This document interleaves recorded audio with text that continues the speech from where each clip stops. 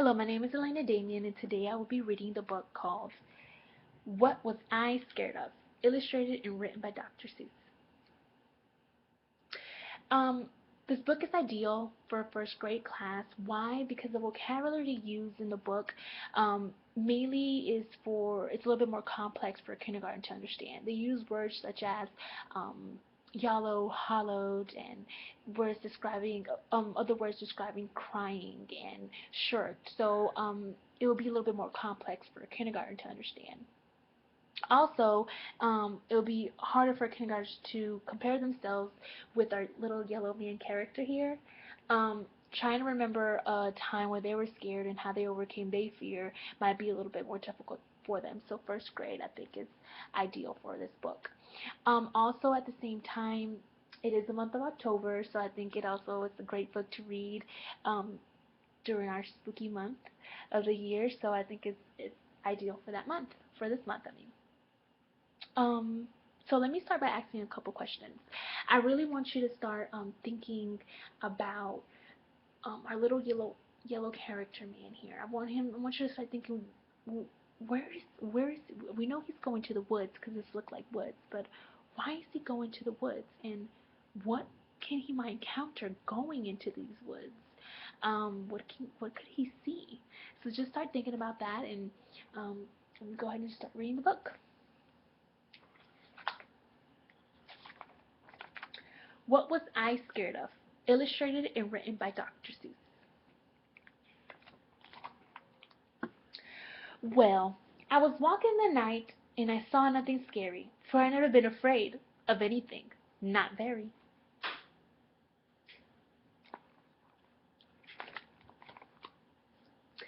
Then I was deep within the woods, when suddenly I spied them. I saw a pair of green pants with nobody inside them. I wasn't scared, but yet I stopped. What could those what could those pants be there for? What could a pair of pants at night be standing in the air for? What are those pants doing there? What are they doing there? And then they moved. Those empty pants, they kind of started jumping. And my heart, I must admit, it started kind of thumping. So I got out. I got out fast as I could, sir. I wasn't scared, but pants like that, I did not care for. No, sir. Do you really think he wasn't scared?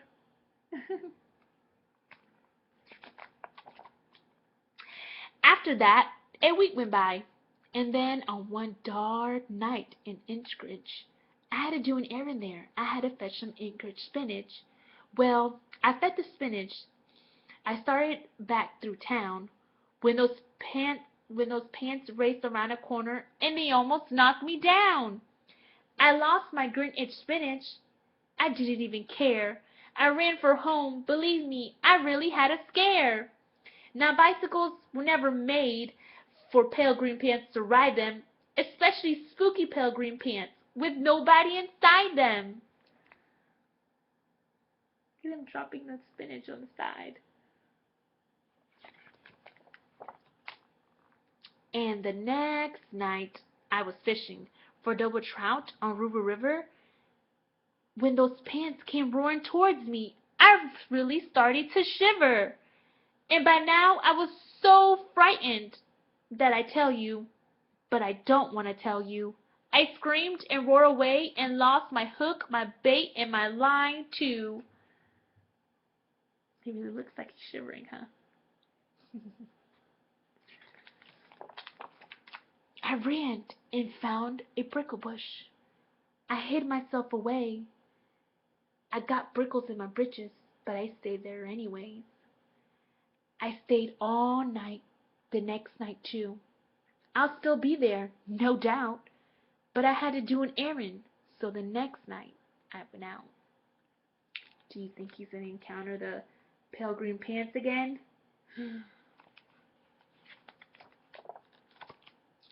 I had to do an errand. I had to pick a peck of snide in a dark and gloomy snide field that was almost 9 miles wide. I said, I do not fear those pants with nobody inside them. I said and I said and I said those words. I said them, but I lied them. He still looks pretty scared, huh?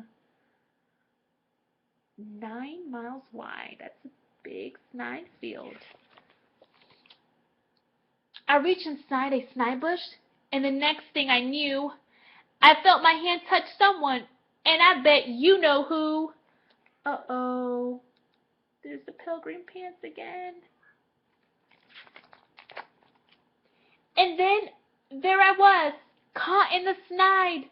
In that dreadful place, those spooky empty pants and I were standing face to face. I yelled for help. I screamed. I shrieked. I hollowed. And I cried. Oh, save me from those pilgrim pants with nobody inside them. I look so scared. But then a strange thing happened. Why, those pants began to cry. Those pants began to tremble. They were just as scared as I. I never heard such whimpering, and I began to see that was just as strange to them as they were as strange to me. Look at the pilgrim pants. You can see them, they're all trembling. I put my arm around their waists, and I sat down right beside them. I calmed them down. Poor empty pants with nobody inside them. Why do you think the pants were so scared? And now we meet quite often, those empty pants and I.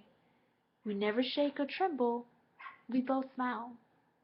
And we say, hi, hi.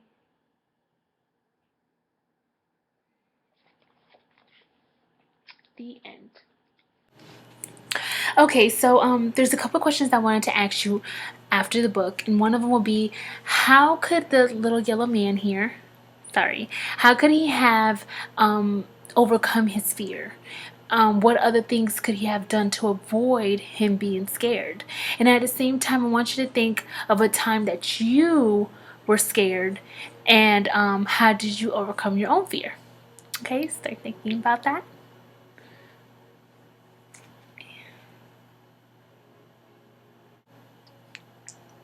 Okay, so my rationale towards my book that I read, What Was I Scared Of? Led me to get three critical thinking questions from my readings that Dr. Van Camp provided, exploring thoughts underlying feelings and feelings underlying thoughts. So by me asking the question of what was the child scared, what you might have been scared of, it's becoming meaningful to the student because they're compare themselves to our main character here, and at the same time thinking of something that they were scared of and how they avoided and overcame that fear leads to develop intellectual courage. So at that point, they're not just thinking of what made them scared, but now they're thinking and leading into how they overcame that fear, just like the little yellow man in our character, how he finally met the green pants and they came face to face, and he noticed that he was just as scared as he was. So that made him overcome his fear of running away from the green pants. Also, generating or assessing solutions. So by me asking the question, how could the little yellow man avoided being scared? What other things he could have done to for him not to lead to just running away? Students can come up with questions, answers such as maybe meeting with him, not running away, maybe asking him questions. That would be assessing a solution to the problem in the story. Also try to really take point in what Mrs. Fox was saying in her article about reading out loud to children.